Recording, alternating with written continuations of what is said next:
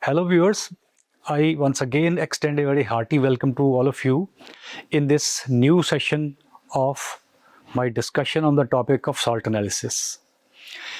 In previous sessions, in previous lectures, I started the discussion on acid radicals. Various preliminary tests for the detection of acid radicals were to be covered in this topic. And in the previous lectures, I discussed general introduction of salt analysis, then dilute H2SO4 test as one of the preliminary tests for the detection of certain acid radicals, and then confirmation of those acid radicals which were detected with concentrated dilute H2SO4 test, they were confirmed. Now, before proceeding further for the confirmation of acid radicals with the acid radicals which are detected with the help of concentrated H2SO4 test, I would like to discuss with you people another small but important test, preliminary test, that is KMNO4 test.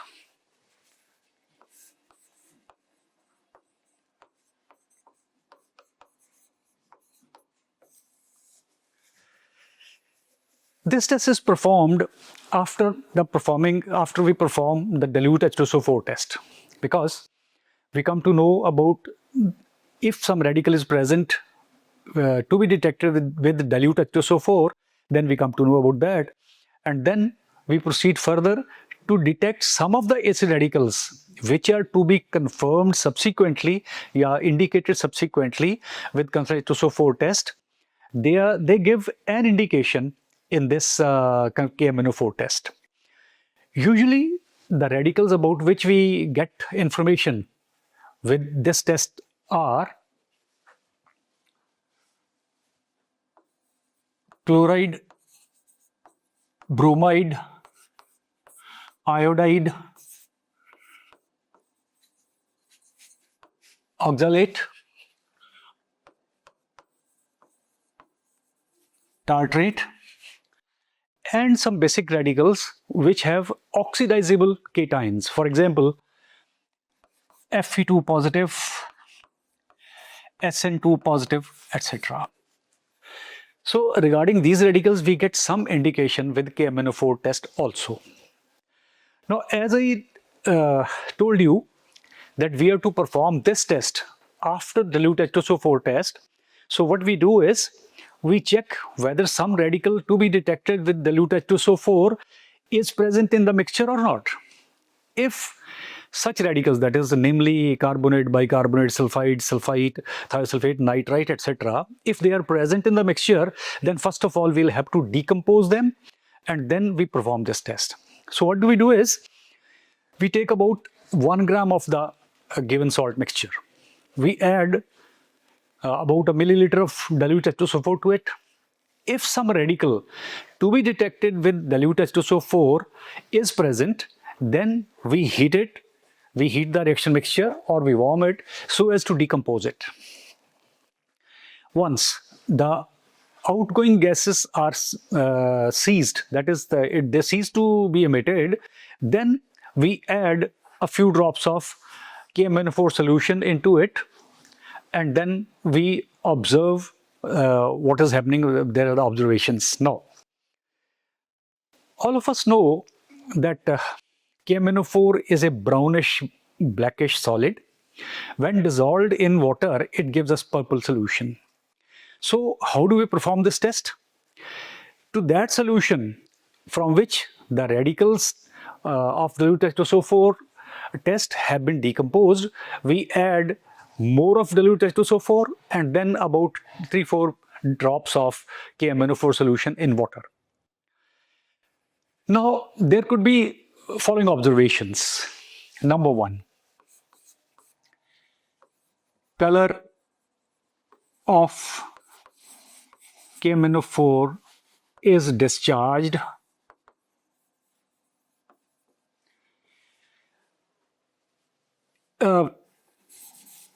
one situation is with the evolution of a gas.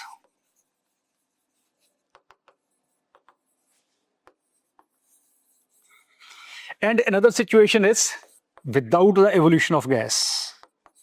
Without the evolution of any gas. And third situation will be the color is not discharged. The color is not discharged. Now we shall be dealing with these situations one by one.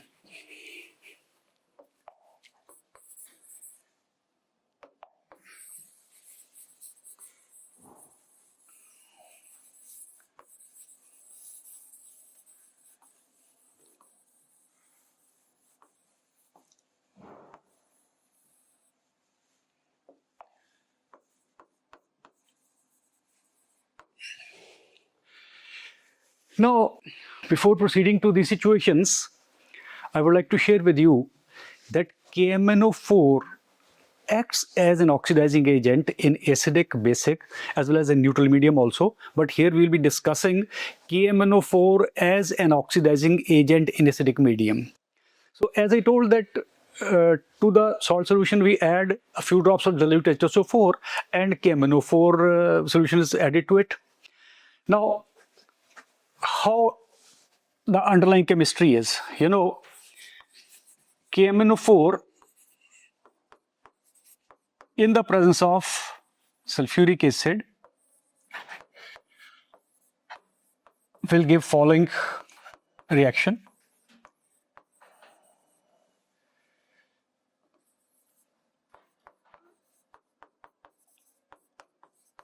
This is the basic equation. KMnO4, purple colored,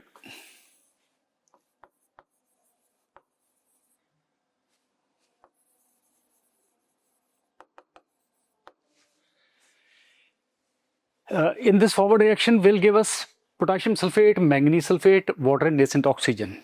But this reaction will happen only if some oxidizable material or if some reducing agent is present there. So this is a basic question which we'll be discussing. So now I'll be discussing with you the situations one by one.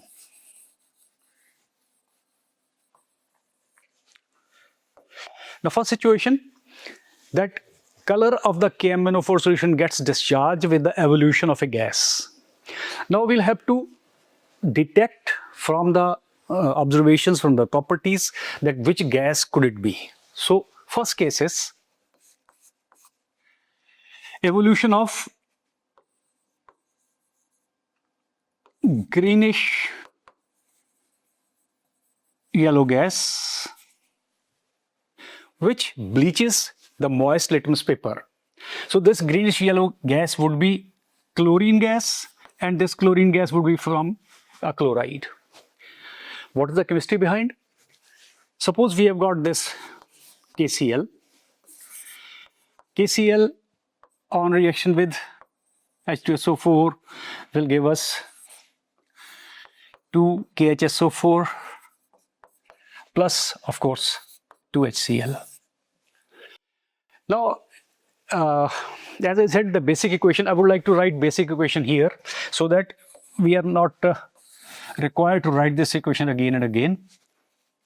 So this basic equation is 2KMnO4 plus 3H2SO4 gives you K2SO4 plus 2MnSO4 plus 3H2O plus 5O.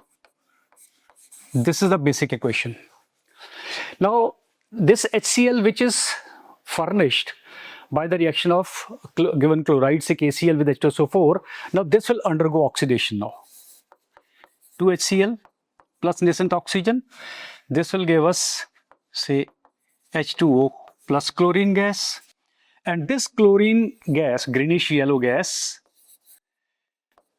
when moist litmus paper, which is blue in color, how it is prepared, we dip a filter paper cutting into the blue litmus solution, we take it out, we wrap it around a test tube in which the water is being boiling, then that filter paper cutting gets dried up, it's a bluish in color.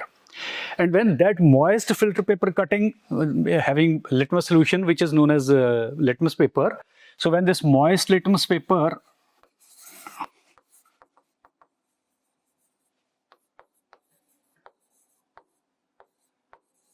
is brought in contact with chlorine gas, the litmus paper gets bleached.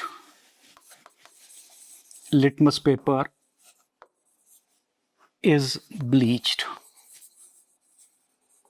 So this indicates that chloride must be present in the salt, which coming in contact with acidified KMnO4 bleaches the litmus paper. How? You see, this is a basic equation. And I told earlier that this KMnO4 is of purple color and it gives us K2SO4 and MnSO4. MnSO4, you know, is very light pink in color, but in dilute solution, it is almost colorless. So we'll write it as colorless. So this reaction will proceed in the forward direction only if this nascent oxygen is consumed. So this nascent oxygen is consumed by this HCl.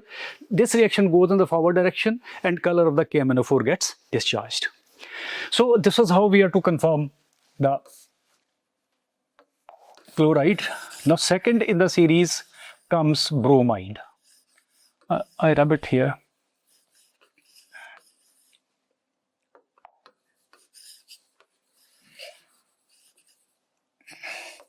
So second option is that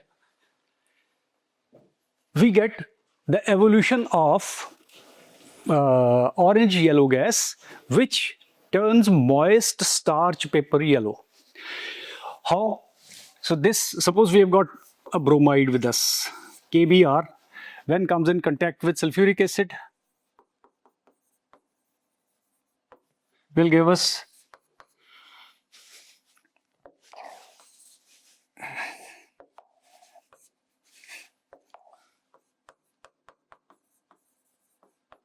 HBr, and this HBr consumes this nascent oxygen, gets oxidized to bromine. This is yellow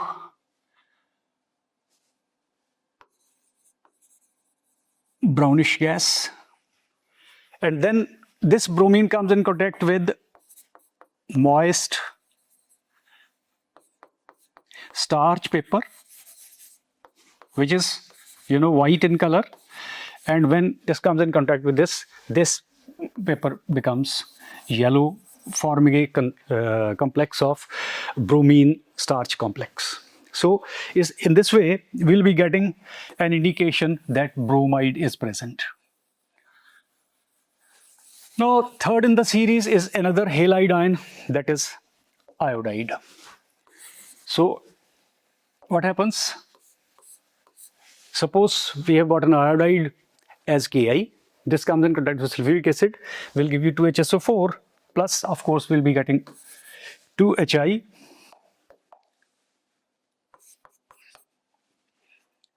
And this Hi again gets oxidized by the nascent oxygen furnished by the acidified KMnO4, and this becomes water plus iodine. This is violet vapors.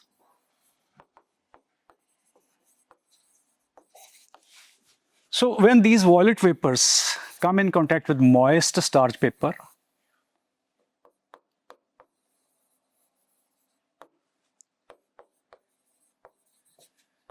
this becomes starch paper turns bluish, blackish, again due to the formation of starch iodine complex. So in this way, chloride, bromide, iodide radicals could be detected with the help of this KMnO4 test. Now next in the series comes oxalate.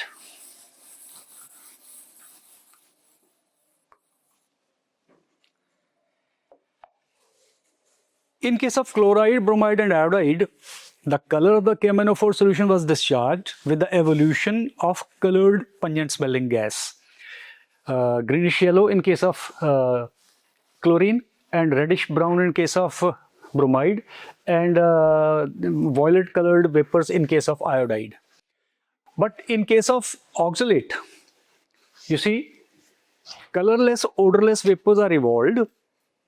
Of course, there is no smell, and again the color of the KMnO4 is discharged. This could be due to the presence of oxalate or tartrate, which in turn, in coming in contact with sulfuric acid, they form oxalic acid and tartaric acid, and oxalic acid and tartaric acid undergo oxidation with the nascent oxygen furnished by KMnO4 to give carbon dioxide gas, which is colorless and odorless. So we take the example of oxalate. So number 4 is oxalate. Suppose we have got sodium oxalate that combines with H2SO4 to give you H2C2O4 plus sodium sulfate. And this H2C2O4, oxalic acid, coming in contact with nascent oxygen, and of course we heat it, we get the formation of water plus 2CO2. So this is the colorless, odorless gas evolved in this case, and in turn the color of the KMnO4 is discharged. So I'll write this equation in a little better manner.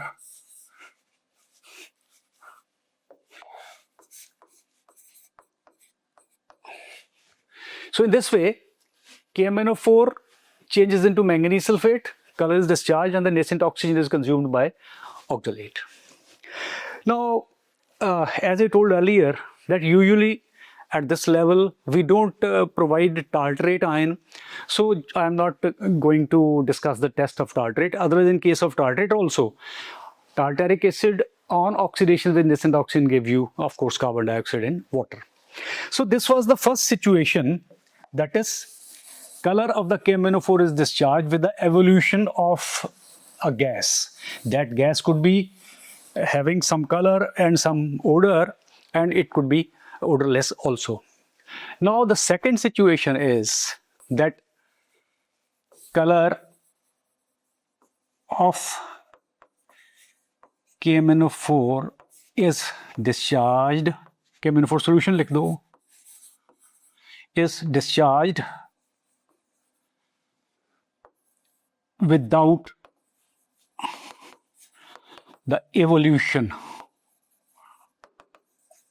of any gas.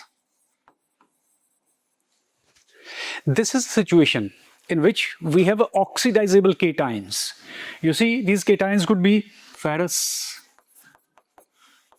it could be stannous, it could be even antimony, it could be lead, etc. So these are oxidizable cations, but usually in these cases the color, discharge of the color of the KMnO4 is very slow, so that's why we generally don't consider these reactions here. We have got tin and lead, and I'll be discussing by taking the example of ferrous the mechanism of the reaction. You see, any ferrous ion present in the salt that combines with sulfuric acid to give you ferrous sulfate. This ferrous sulfate, in the presence of H2SO4, and consumes nascent oxygen to provide ferric sulfate. In this way, ferrous, has been oxidized to ferric. And as I told you earlier, that this reaction will be accomplished only if this nascent oxygen is consumed. So nascent oxygen is consumed, which is provided by the acidified potassium permanganate solution, and ferrous ion changes into ferric ion, and this reaction moves in the forward direction, and we get purple colored KMnO4, we get this as, say, colorless manganese sulfate. So in this way, tin also, if tin is present, then stannous will change into stannic and so on. So this was the second situation, that color of the KMnO4 is discharged, but there's no evolution of any gas. And the third situation is that color of the KMnO4 solution is not discharged. So if the color of the KMnO4 solution is not discharged, then the ions, that is which we indicated, chloride, bromide, iodide, oxalate, then ferrous, tin, etc., may be absent. So in this way, viewers, this is a small test, but this gives us indication regarding the presence of these ions, the chloride, bromide, iodide, oxalate, and these are the ions which in fact will be detected by concentrated H2SO4 test as a preliminary test, and subsequently they will be confirmed by their confirmatory tests. Similarly, these cations, if indicated in this test, then of course while doing the analysis of the cations, we can further confirm the presence of these cations. So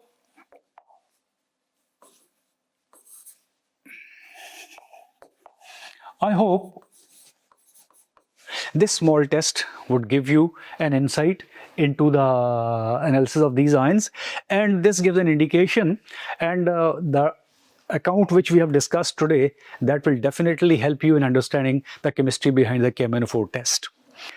Now in our subsequent discussions, we'll be discussing the concentrated H2SO4 as concentrated H2SO4 test as a preliminary test, and the radicals which are detected by concentrated H2SO4, they will be confirmed by confirmatory tests. And then of course there are certain radicals which are detected neither by dilute sulfuric acid test nor by concentrated H2SO4 test. They are detected and they are confirmed with individual tests. So with that, we'll be completing our series on analysis of acid radicals in a salt mixture. So thank you very much for watching this, and please stand by for the next sessions whenever we meet next time. Thank you so much.